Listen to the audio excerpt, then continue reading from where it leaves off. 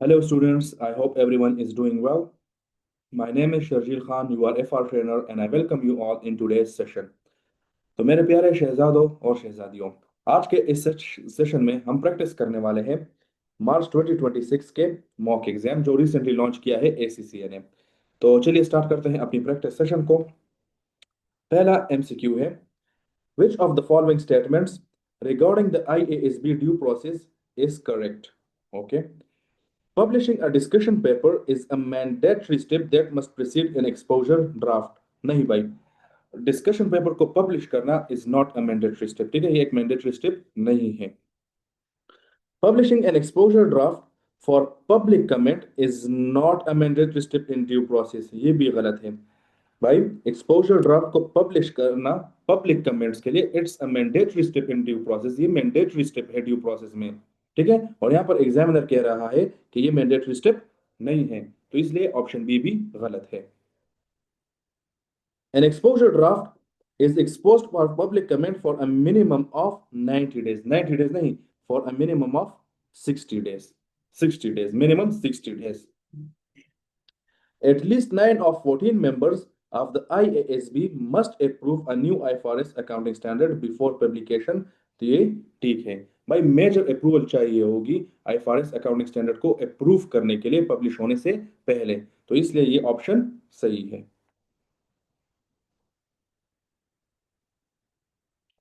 Okay, so next one. Which one of the following statement is correct? An entity does not prepare its financial statement in accordance with IFRS accounting standard. The entity wishes to prepare sustainability related financial disclosure. देखिए जरा इस given data को भूल जाए। ठीक है, मैं आपको एक छोटी सी कॉन्सेप्ट दे देता हूं। आप एज्यूम कर ले एक एंटिटी है दैट इज ABC। ठीक है, ये अपने financial statement according to IFRS नहीं बनाती, यानी IFRS इसको फॉलो नहीं करते।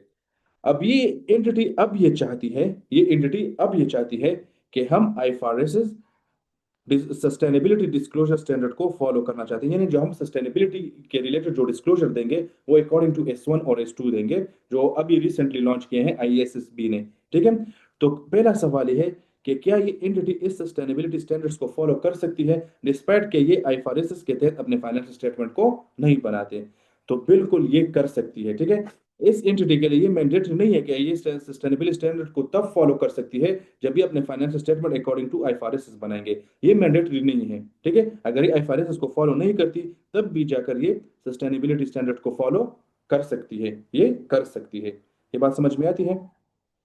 अब देखिए जरा, पहला option, and the entity is prohibited from applying IFRS sustainability disclosure standard। नहीं भाई, अगर IFRS के तहत ये फाइनेंशियल स्टेटमेंट नहीं बनाती तो तब भी जाकर ये डिस्क्लोजर स्टैंडर्ड को फॉलो कर सकती है। The entity must prepare, absolute बात कर रहा है examiner, must prepare its financial statement in accordance with IFRS accounting standard if it wishes to apply IFRS sustainability disclosure standard। नहीं भाई, कंपल्सरी नहीं है, मैं बार बार बता रहा हूं, कंपल्सरी नहीं है IFRS को फॉलो करना। द एंटिटी may apply, यहां पर बात कर रहा है may apply, मस्ट की बात नहीं कर रहा, may apply IFRS sustainability disclosure standard regardless of the fact that its financial statements are not prepared in accordance with IFRS accounting standard। तो ये ऑप्शन बिल्कुल करेक्ट है। अगर एक एंटिटी चाहे तो वो डिस्क्लोजर स्टैंडर्ड को फॉलो कर सकती है, यानी S1 और S2 को फॉलो कर सकती है, अगर वो अपने financial statement according to IFRS नहीं बनाती। अगर नहीं बनाती तब भी जाकर वो S1 और S2 को फॉलो कर सकती है। As the entity financial statements are not prepared in accordance with IFRS accounting standard, it must secure approval from the IASB in order to apply IFRS sustainability disclosure standard। नहीं, approval compulsory नहीं है। ठीक है, तो option C is correct one। Okay, what is the interest expense for the year ended 30th September 20x5 in accordance with IFRS 9 financial instrument? भाई हमने find करना है interest expense for the year ended 30th September 20x5। अगर year and हो रहा है 30 सितंबर 20x5 को, तो ईयर स्टार्ट होगा 1 अक्टूबर 20x4, ईयर स्टार्ट होगा 1 अक्टूबर 20x4, जबकि ईयर एंड एग्जामिनर ने दी हुई है that is 30 September 20x5। On 1 October 20x4 examiner year start की बात कर रहा है, 1 अक्टूबर 20x4 ईयर स्टार्ट की बात कर रहा है, ठीक है examiner. Aqua company issued 7% loan notes for their nominal value of $3 million। Aqua company ने लोन नोट्स इशू किए हैं जिसकी नॉमिनल वैल्यू यानी फेस वैल्यू है $3 मिलियन और नॉमिनल रेट है 7%। नॉमिनल रेट है 7%। The issue cost was 2% of the nominal value. भाई मैंने आप लोगों को IFRS 9 में ये पढ़ाया हुआ है कि जब हम फाइनेंशियल लाइबिलिटी को डिस्कस कर रहे थे, तो फाइनेंशियल लाइबिलिटी में जो पहली बात मैंने आप लोगों को सिखाई थी वो ये थी कि जब भी एक कंपनी लोन नोट्स को इशू करती है तो उस लोन नोट्स को वो फेयर वैल्यू के ऊपर रिकॉग्नाइज करेगी। फेयर वैल्यू का मतलब क्या है कि जितना नेट प्रोसीड्स मिलेगा, जितना नेट प्रोसीड्स मिलेगा उस नेट प्रोसीड्स के ऊपर कंपनी अपनी फाइनेंशियल लाइबिलिटी को रिकॉग्नाइज करेगी। ये बात याद है आप लोगों को, मैंने आप लोगों को ये सिखाया था। अब नेट प्रोसीड्स का मतलब क्या है भाई, आपने नॉमिनल वैल्यू लेनी है और नॉमिनल वैल्यू से आपने इशू कॉस्ट, जितना भी इशू कॉस्ट होगा वो डिडक्ट करना होगा, और अगर कोई डिस्काउंट है, अगर कोई डिस्काउंट है तो फिर आपने उस डिस्काउंट के अमाउंट को भी डिडक्ट करना होगा। तो जो नेट प्रोसीड्स आएगा आप उसी के ऊपर अपने फाइनेंशियल लाइबिलिटी को रिकॉग्नाइज करेंगे और उसी के ऊपर ही अपना इंटरेस्ट एक्सपेंस कैलकुलेट करेंगे। ये बात समझ में आती है आपको।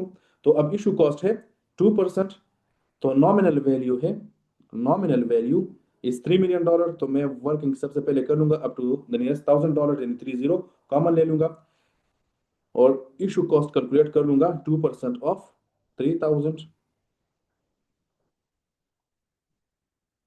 3000 मल्टीप्लाई बाय 2% विच इज 60। अब 3000 से मैं ये माइनस कर लूंगा यानी डिडक्ट कर लूंगा, दैट इज 2940। तो ये बन जाएगी fair value of the loan notes यानी नेट प्रोसीड्स। ठीक है, और इसी के ऊपर मैं फाइनेंशियल लाइबिलिटी रिकॉग्नाइज्ड कर लूंगा। Interest is payable in arrears. The loan notes are repayable at a premium after 5 years, and the effective rate of interest is 10.94% per annum। Effective rate of interest है 10.94%, और इसी rate के ऊपर company अपने interest expense को calculate करती है। ठीक है, इंटरेस्ट पेमेंट कैलकुलेट होती है नॉमिनल वैल्यू के ऊपर, और उसके फॉर्मूला क्या है, nominal value multiply by nominal rate, nominal value multiply by nominal rate. तो आपने नॉमिनल वैल्यू ले ली है, उसको मल्टीप्लाई करना है नॉमिनल रेट के साथ, उसको मल्टीप्लाई करना है नॉमिनल रेट के साथ, तो आपके पास इंटरेस्ट पेमेंट आ जाएगी। अब यहाँ पर एग्जामिनर मांग रहा है इंटरेस्ट एक्सपेंस, तो interest expense is fair value, ठीक है, और मल्टीप्लाई बाय इंटरेस्ट रेट। अब मैं fair value multiply by direct interest rate इसलिए कर रहा हूं, मैं वो टेबल नहीं बना रहा क्योंकि ये फर्स्ट ईयर है, लोन नोट का फर्स्ट ईयर है, सेकंड ईयर या थर्ड ईयर नहीं है, फर्स्ट ईयर है। तो फर्स्ट ईयर में टाइम बचाने के लिए आप डायरेक्टली फेयर वैल्यू के साथ इंटरेस्ट रेट मल्टीप्लाई कर ले जो इफेक्टिव रेट है, तो आपके पास इंटरेस्ट एक्सपेंस डायरेक्टली आ जाएगा।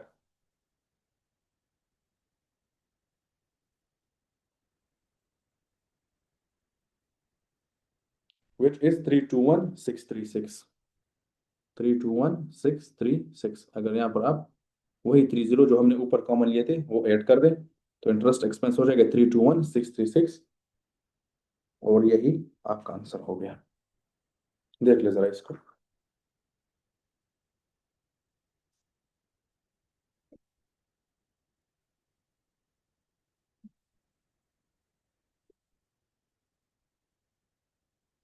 Okay, next one.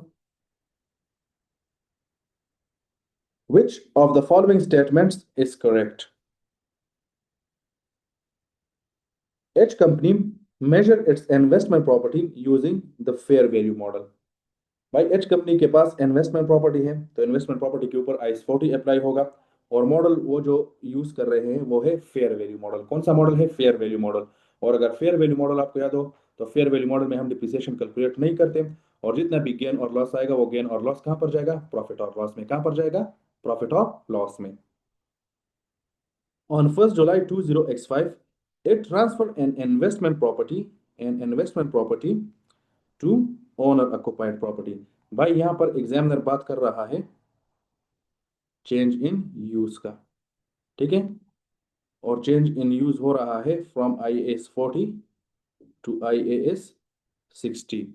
ठीक है, फ्रॉम IAS 40 टू IAS 16। तो आपने वो 3 स्टेप फॉलो करने होंगे। पहला स्टेप पुराना स्टैंडर्ड यूज करो। पुराना स्टैंडर्ड कौन सा है? IAS 40। पुराना स्टैंडर्ड यूज करो। उसके बाद ट्रांसफर एंट्री कर लो। तो ट्रांसफर एंट्री क्या हो जाएगी भाई? शिफ्ट हो रहे हैं each company from IAS 40 to IAS 16। तो यहाँ पर ट्रांसफर एंट्री हो जाएगी property plant and equipment debit and investment property credit, और अमाउंट हम फाइंड कर लेंगे।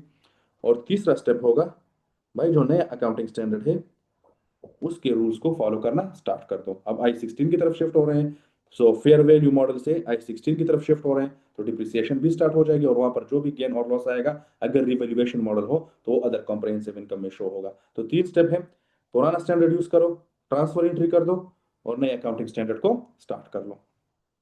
अब the property had a cost of 500,000 and had a carrying amount of 750,000 and had a fair value of 800,000 on 1st July 20x5। आप अगर देख लें तो कैरिंग वैल्यू है इन्वेस्टमेंट प्रॉपर्टी की $750,000, और जिस दिन चेंज इन यूज हो रहा था ऑन 1st जुलाई 20x5, तब जाकर फेयर वैल्यू थी इन्वेस्टमेंट प्रॉपर्टी की 800,000। तो आप यहां पर देख रहे हैं कि 50,000 का गेन आया है भाई, 50,000 का गेन आया है। एंटिटी कौन से अकाउंटिंग स्टैंडर्ड को फॉलो कर रही थी? इन्वेस्टमेंट प्रॉपर्टी को। कौन से मॉडल को यूज कर रही थी? फेयर वैल्यू मॉडल को। और फेयर वैल्यू मॉडल में जो भी गेन और लॉस आएगा वो गेन और लॉस कहां पर शो होगा? प्रॉफिट और लॉस में। तो पुराने स्टैंडर्ड के तहत हम प्रॉपर्टी को वैल्यू कर देंगे टू 800,000, और जो 50,000 का गेन होगा वो शो हो जाएगा प्रॉफिट और लॉस में। तो यहाँ पर मैं कह दूंगा 50,000 चला जाएगा प्रॉफिट और लॉस में एज अ गेन, ठीक है, और प्रॉपर्टी रिवैल्यू हो जाएगी टू 800,000। क्लियर है ये बात? अब ट्रांसफर एंट्री होगी, तो जितनी वैल्यू है फेयर वैल्यू है उसके ऊपर ट्रांसफर कर दो। तो 800,000 and 800,000 property plan and equipment debit, investment property credit. अब यहां से फिर IA16 को स्टार्ट कर लो। ये बात समझ में आती है भाई? जितनी फेयर वैल्यू होगी उस फेयर वैल्यू के ऊपर ही ट्रांसफर होगा। क्यों? क्योंकि इन्वेस्टमेंट प्रॉपर्टी की कैरिंग वैल्यू थी 750,000। जब मैं एंट्री कर लूंगा investment property debit 50,000 and profit और लॉस क्रेडिट 50,000, क्योंकि गेन आया है, gain as an income show होगा प्रॉफिट और लॉस में। सो प्रॉफिट और लॉस हो जाएगा क्रेडिट, इन्वेस्टमेंट प्रॉपर्टी हो जाएगी डेबिट। तो 750,000 प्लस 50,000 ये खुद ब खुद 800,000 तक चली जाएगी। क्लियर है? तो पुराना स्टैंडर्ड, ट्रांसफर एंट्री, नया स्टैंडर्ड। अब option on 1st July 20x5, on 1st July 20x5 the property is remeasured to 800,000। बात यहां तक बिल्कुल ठीक है।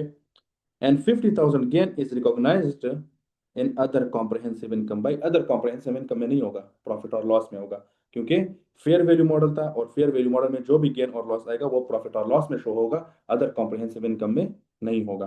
तो ये ऑप्शन गलत है। The investment property is transferred to owner occupied property at its carrying amount of 750,000। ये भी गलत है। जब ट्रांसफर होगा तो फेयर वैल्यू के ऊपर ट्रांसफर होगा, कैरिंग अमाउंट के ऊपर नहीं, फेयर वैल्यू के ऊपर। और फेयर वैल्यू कितनी है? That is 800,000। On 1st July 20x5 the property is remeasured to 800,000, बिल्कुल ठीक, and 50,000 gain is recognized in profit or loss, ये भी ठीक है। The deemed cost of the owner occupied property is 800,000, बिल्कुल ठीक है। Property plan and equipment debit 800,000, ठीक है। तो option C is correct one.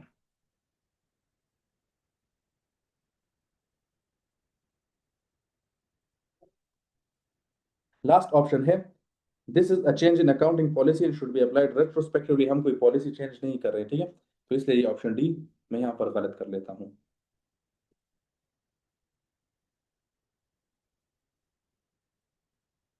Okay, next one.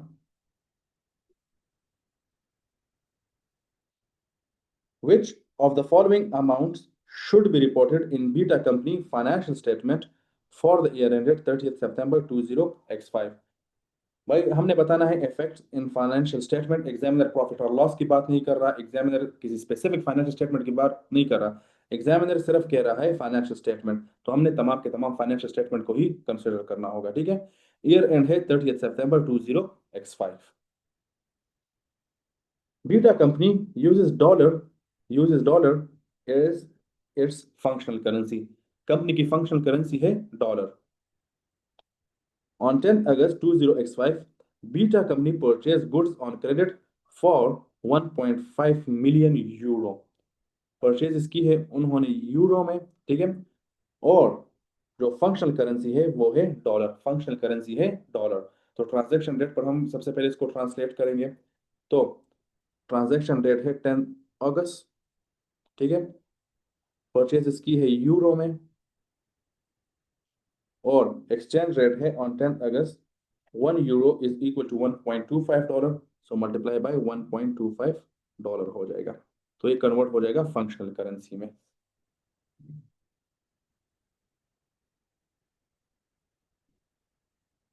Value आ रही है 1875,000 और इसकी एंट्री हो जाएगी purchase is debit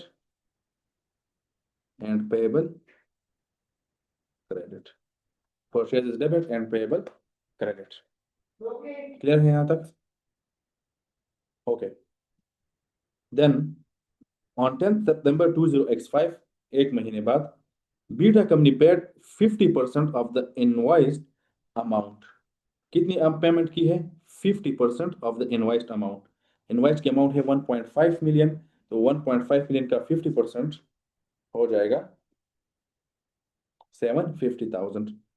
on 10 September payment हुई है 750,000 और ये पेमेंट होगी उस दिन के एक्सचेंज रेट के ऊपर. That is 1 euro is equal to $1.23. $1.23,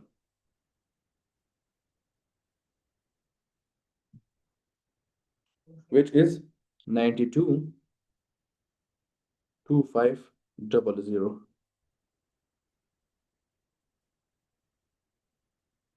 तो क्लोजिंग वैल्यू रह जाएगी 750,000 यूरो और इन डॉलर्स हो जाएगा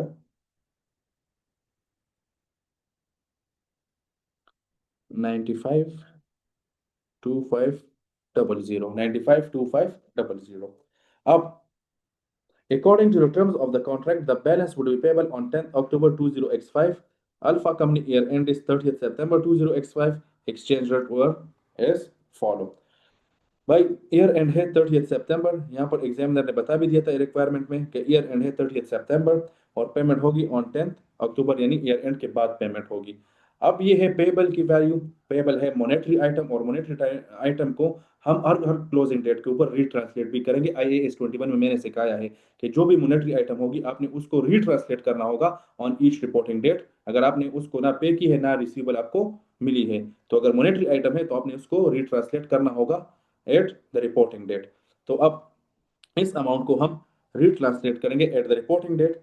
तो रिपोर्टिंग डेट पर एक्सचेंज रेट चल रहे हैं 1 यूरो इज इक्वल टू $1.26.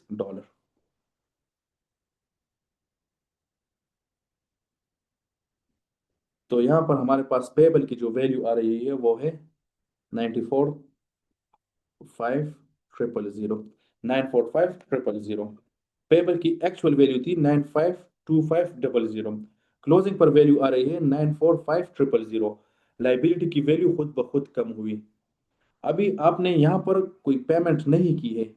यहाँ पर कोई भी पेमेंट आपने नहीं की है. विदाउट एनी पेमेंट लाइबिलिटी कम हुई. विदाउट एनी पेमेंट लाइबिलिटी खुद ब खुद कम हुई. तो जब लाइबिलिटी खुद ब खुद कम हो जाती है विदाउट एनी पेमेंट, तो उस डिफरेंस जो अमाउंट होगा, वो हम रिकॉग्नाइज कर लेंगे एज अ गेन. वो क्या रिकॉग्नाइज कर लेंगे? As a gain. As a gain. तो डिफरेंस आ रहा है विच इज 7,500. तो 7,500 शो हो जाएगा as a gain in profit और लॉस, ठीक है. और स्टेटमेंट ऑफ फाइनेंशियल पोजीशन में हम अपनी लाइबिलिटी को इस वैल्यू के ऊपर रिपोर्ट कर देंगे. That is 94,500. So correct option है next exchange gain of 7,500 and foreign trade payable of $945,000. Option B.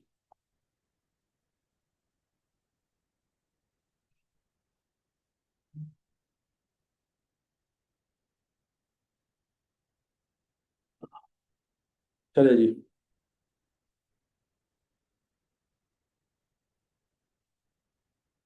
According to the IASB Conceptual Framework for Financial Reporting 2018, which of the following are the fundamental characteristic of a perfectly faithful representation of an economic phenomena? तो आपको याद है कि faithful representation में जो three categories है वो मैंने आपको बताए हैं कि वो कंप्लीट होगा, न्यूट्रल होगा and free from error. So that is option C. ये बड़ा आसान सवाल था, ठीक है, इजीली आप 2 मार्क्स यहाँ पर गेन कर सकते हो। Complete, neutral and free from error.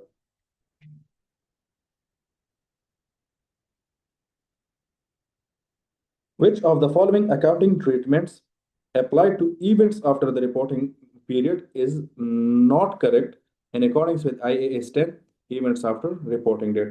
Negative requirement है, हमने गलत ऑप्शन बताना है, गलत ऑप्शन बताना है, नेगेटिव रिक्वायरमेंट है। On 15 March 20x5, L company is finalizing its financial statement for the year ended 31st December 20x4।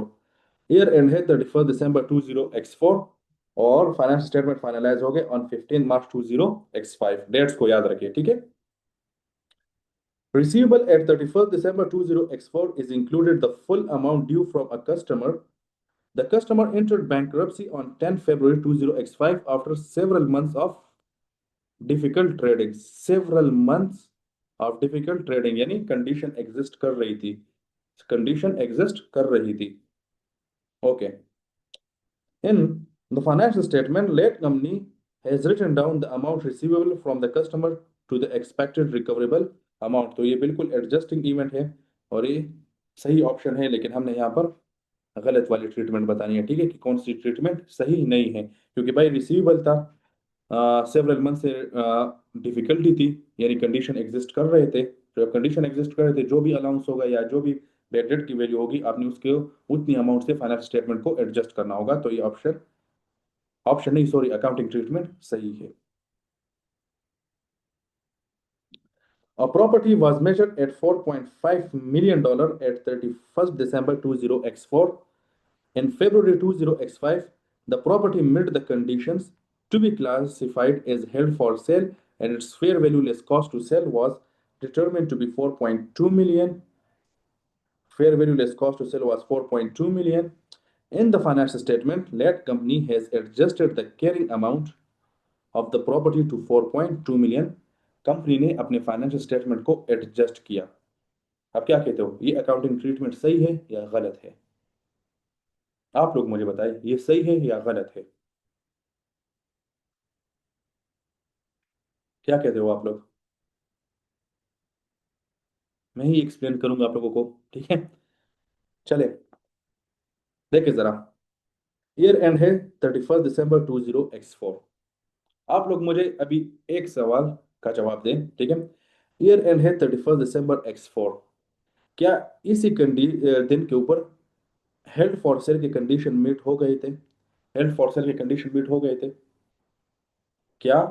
Reporting date के ऊपर, क्या रिपोर्टिंग डेट के ऊपर हेल्ड फॉर सेल के कंडीशन मीट हो गए थे?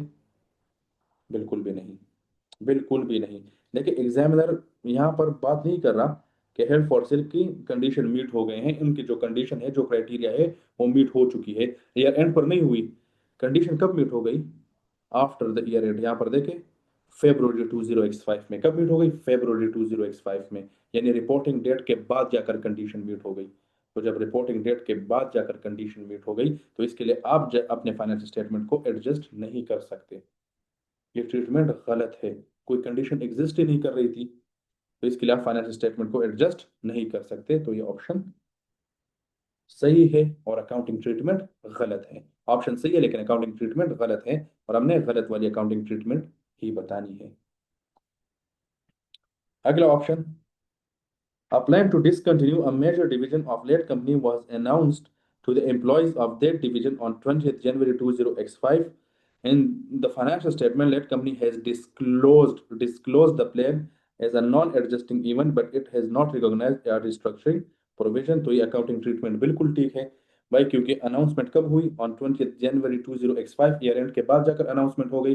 तो it is a non adjusting event, ये एडजस्टिंग इवेंट नहीं है, और नॉन एडजस्टिंग इवेंट को आपने डिस्क्लोज करना होगा, उसके लिए फाइनेंशियल स्टेटमेंट को एडजस्ट नहीं करते। तो ये अकाउंटिंग ट्रीटमेंट सही है। Next one, Liabilities at 31st December 20x4 included an estimated accrual for $1.2 million in relation to the profit related bonus payable to late company employees. भाई ऑलरेडी लाइबिलिटी इंक्लूडेड थी, ठीक है, लाइबिलिटी इंक्लूडेड थी. The amount of the bonus was finalized at $1.34 million in January 20x5. In the financial statement, that company has adjusted the bonus accrual to 1.34 million. तो ये accounting treatment भी ठीक है क्योंकि कंडीशन एग्जिस्ट कर रही थी, ठीक है, लाइबिलिटी में अमाउंट इंक्लूडेड थी, कंडीशन एग्जिस्ट कर रहे थे, तो अकाउंटिंग ट्रीटमेंट सही है और करेक्ट ऑप्शन है ऑप्शन बी क्योंकि ये ट्रीटमेंट गलत है.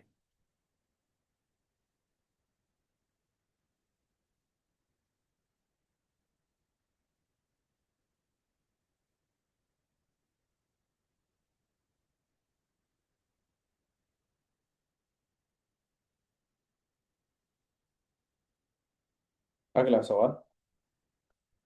What amount of borrowing cost should be capitalized during the year ended 31st December 20x5?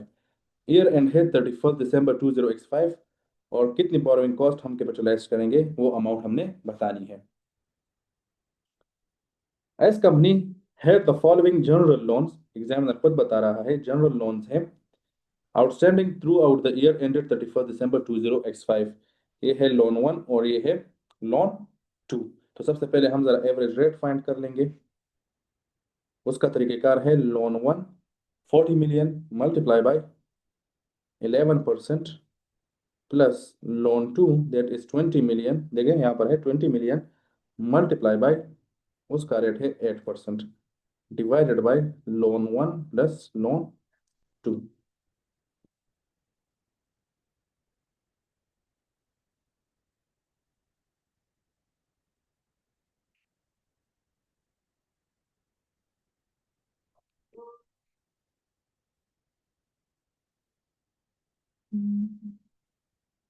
यहाँ पर एवरेज रेट आ रहा है हमारे पास 10%.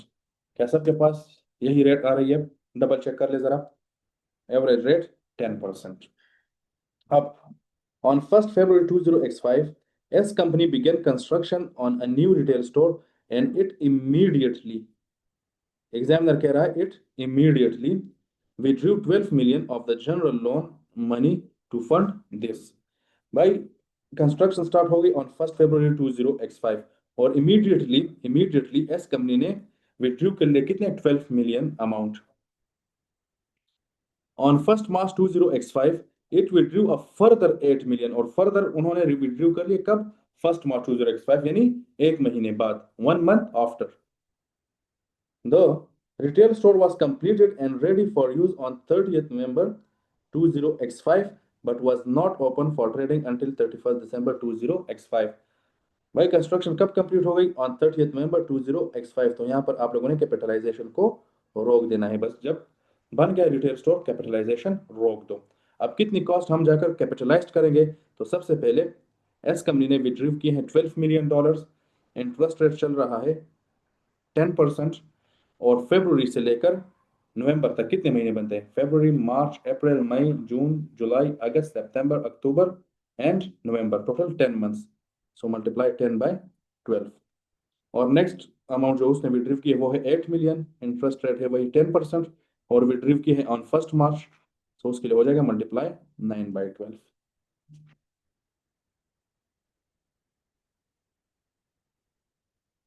तो यहाँ से वैल्यू आ रही है 1 मिलियन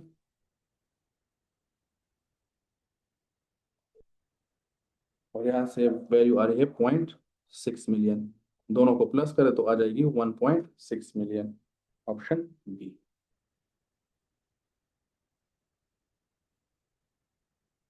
इतनी कॉस्ट जाकर आप कैपिटलाइज करोगे.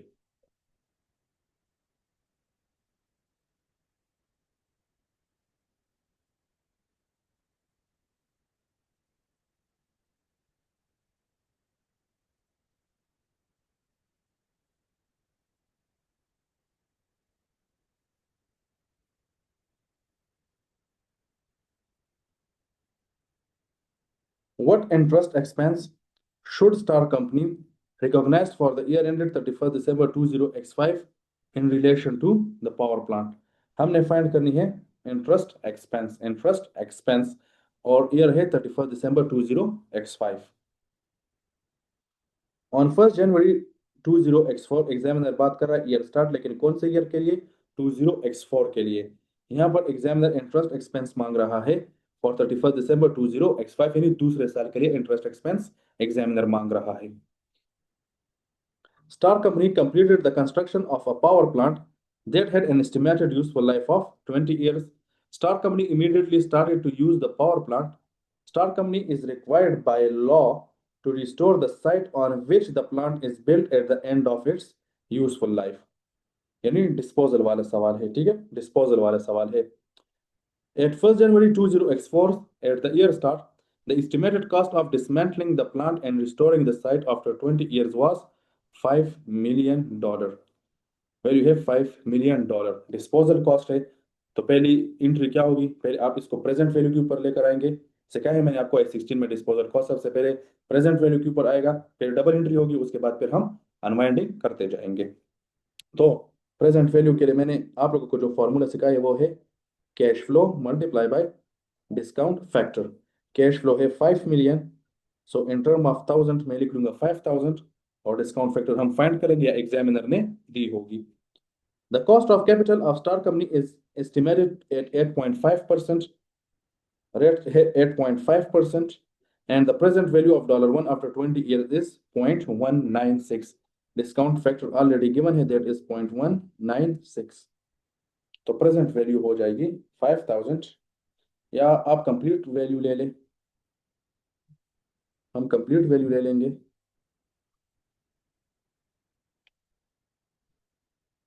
$5 मिलियन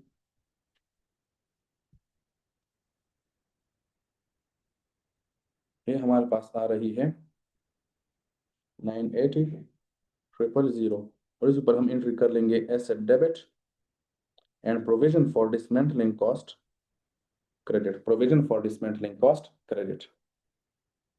ठीक है, अब हम करेंगे अनवाइंडिंग, और अनवाइंडिंग के लिए तरीकेकार क्या होगा? That is present value multiply by rate. Present value है 980,000 और रेट चल रहा है 8.5%।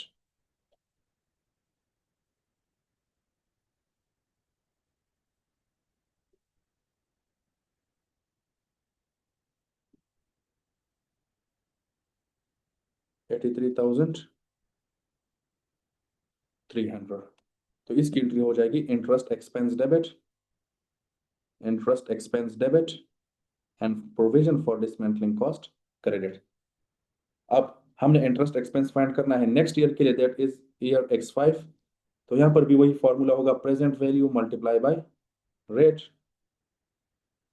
Present value multiply by rate, और यहां पर प्रेजेंट वैल्यू हो जाएगी ये वाली विच इज 980,000, और कुछ ये हो जाएगी 83,300। तो प्रेजेंट वैल्यू फॉर x5 हो जाएगी हमारे पास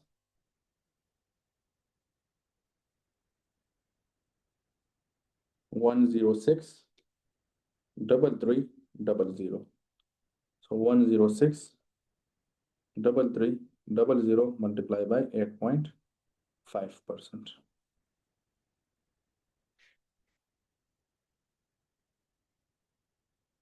90381, 90381, अगर राउंड कर लूँ मैं, ठीक है, 90381, ऑप्शन बी। देख लो जरा इसको।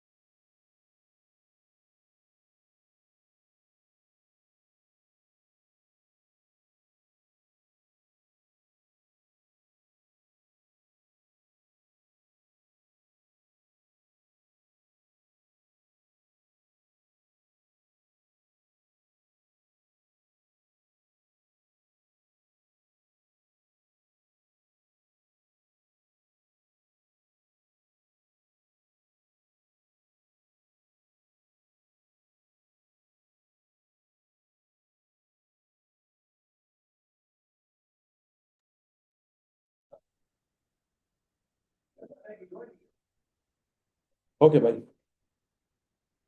आगे चलते हैं। What is the carrying amount of the investment in Neural Lab Company in Quantum Innovation Company consolidated statement of financial position as at 31st December 20x5? हमने फाइंड करनी है कैरिंग अमाउंट किसकी, न्यूरल लैब कंपनी की, जो जाकर report होगी इन quantum innovation company consolidated statement of financial position, और year and है 31st December 20x5। On 1 July 20x5 देखें, ईयर एंड है 31st December। एग्जामिनर बात कर रहा है 1 जुलाई की, ठीक है, बिल्कुल मिड ईयर की बात कर रहा है examiner. Quantum Innovation Company acquired a 25% equity interest in Neural Lab Company for $5 million। Cost of investment है $5 million और परचेज की है 25% equity interest.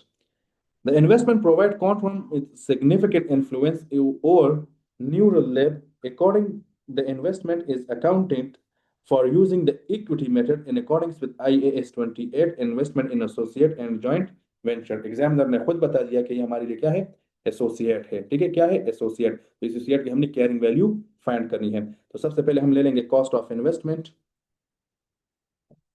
Which is $5 million, ठीक है, cost of investment $5 million। At the acquisition date, the fair value of Neural Lab identifiable net asset was $18 million। For the year ended 31st December 20x5, Neural Lab reported a profit after tax of 800,000। तो profit after tax है 800,000 और percentage होगा इन post acquisition profit, यहाँ पर add हो जाएगी in the carrying value, वो है 800,000। इंटरेस्ट है 25% और रिया है कब, 1 जुलाई को, तो मल्टीप्लाई 6/12। तो इस अमाउंट से कैरिंग वैल्यू इंक्रीज हो जाएगी, that is 800,000 multiply by 25% multiply by 6/12, हमारे पास आ रही है 100,000। उसके बाद on 30th September 20x5, Neural Lab revalued a property, recognizing a gain of 300,000 in other comprehensive income। तो यहाँ पर ये भी कैरिंग वैल्यू को इंक्रीज करती है, अदर कॉम्प्रहेंसिव इनकम है, इंक्रीज है, ठीक है। परसेंटेज इन ओसीआई कंपनी वो है 300,000 और ये हम डायरेक्टली कर देंगे multiply by 25%,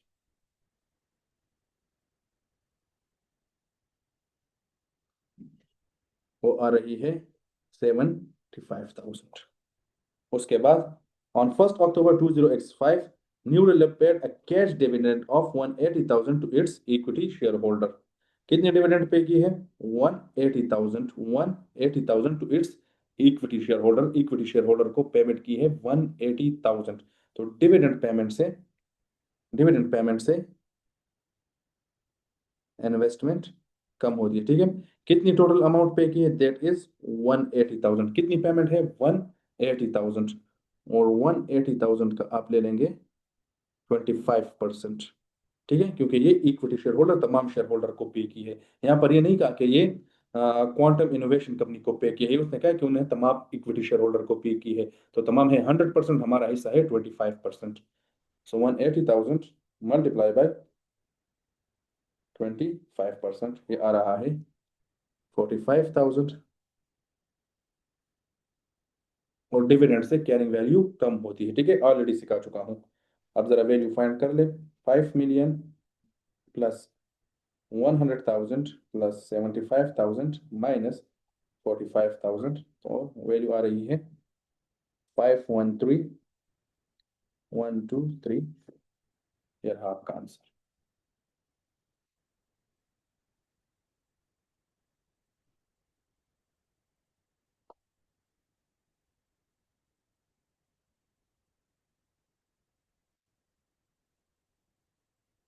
okay, which of the CFO statement is or necessarily correct based on the current ratio? The Apollo Trading Company has maintained a current ratio of 0.8। Current ratio है 0.8। तो अगर करंट रेशियो है 0.81 से कम है, तो इसका मतलब ये हुआ कि करंट लाइबिलिटी ज्यादा है, करंट एसेट्स कम है। क्योंकि जब करंट एसेट कम होगी, करंट लाइबिलिटी ज्यादा होगी, तो रेशियो 1 से कम आएगी। For the last two reporting period, the industry average is 1.2. In the board meeting, the CFO made the following statement: Our short-term obligation exceed our short-term resources। ये बिल्कुल ठीक है भाई। जब रेशियो 1 से डाउन होगी तो इसका मतलब ये हुआ कि जो आपकी लाइबिलिटी है, जो शॉर्ट टर्म ऑब्लिगेशन है, जो शॉर्ट टर्म लाइबिलिटी है, जो करंट लाइबिलिटी है, वो करंट एसेट से ज्यादा है। जो करंट एसेट से ज्यादा होंगे, करंट एसेट कम, तो ऑटोमेटिकली रेशियो भी कम होगी। ठीक है, तो ये स्टेटमेंट उसकी ठीक है।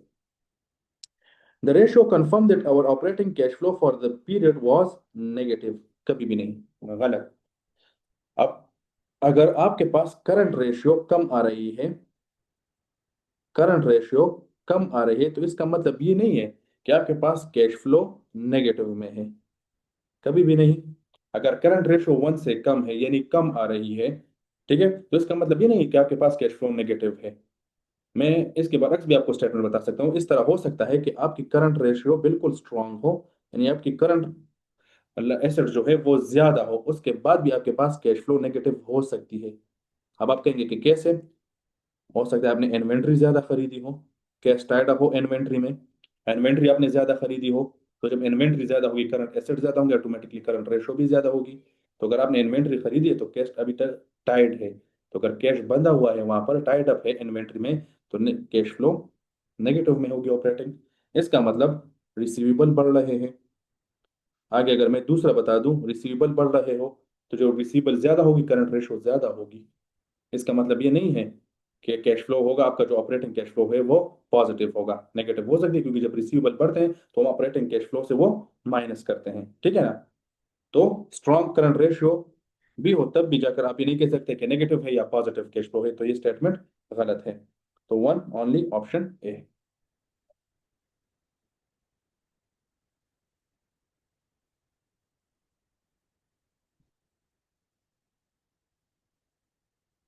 We company operates a large-scale agricultural business. Indicate which IFRS accounting standard applies to each of the following assets held by V company by clicking on the relevant box in the table.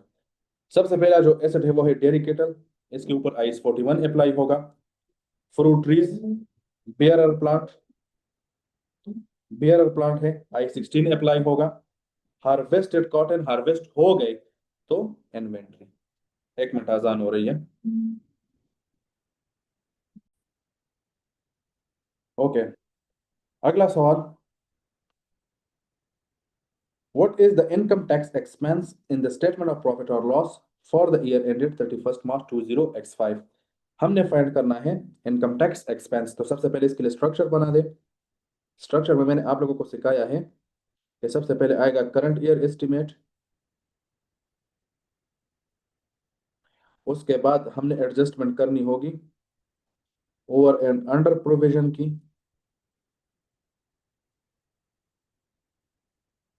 ठीक, और उसके बाद movement in defer tax, यानी increase और decrease in defer tax.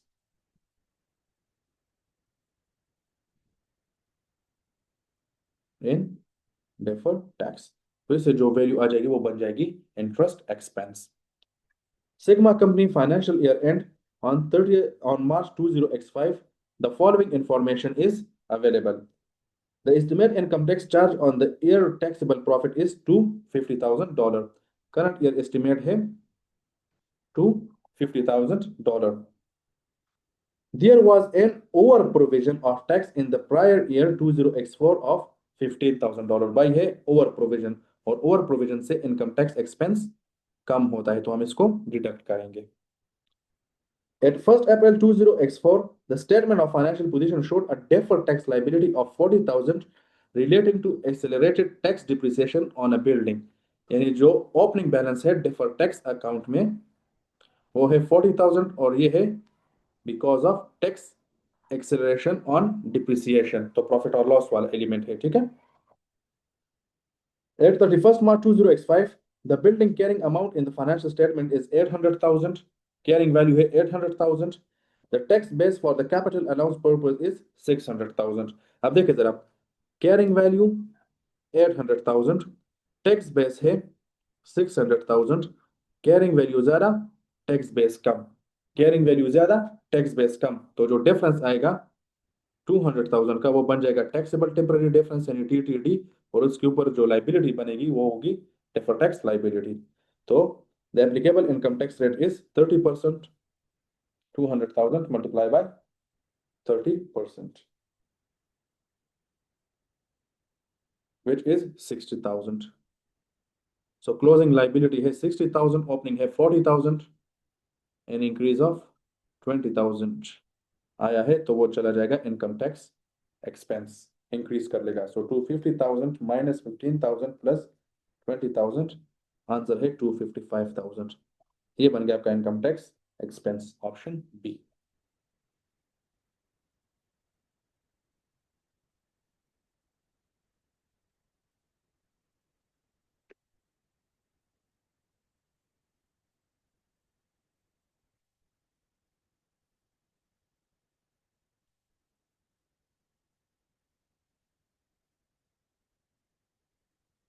Okay. In accordance with IAS 38 intangible asset, which of the following cost should be recognized as an asset in the statement of financial position of a company?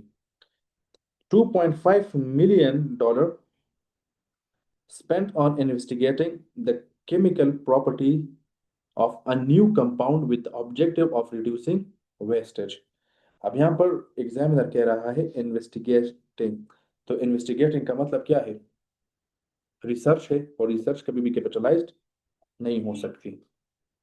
$3 million paid to acquire a license from the government to operate a telecommunication network for the next 10 years, तो ये purchase intangible asset है, इसको हम as an asset recognise करेंगे। At 50,000 spent on modifying accounting software that was internally developed, internally generated कभी भी as an intangible हम उसको रिकॉग्नाइज नहीं कर सकते। तो करेक्ट ऑप्शन है ऑप्शन सी, ट्रू ओनली।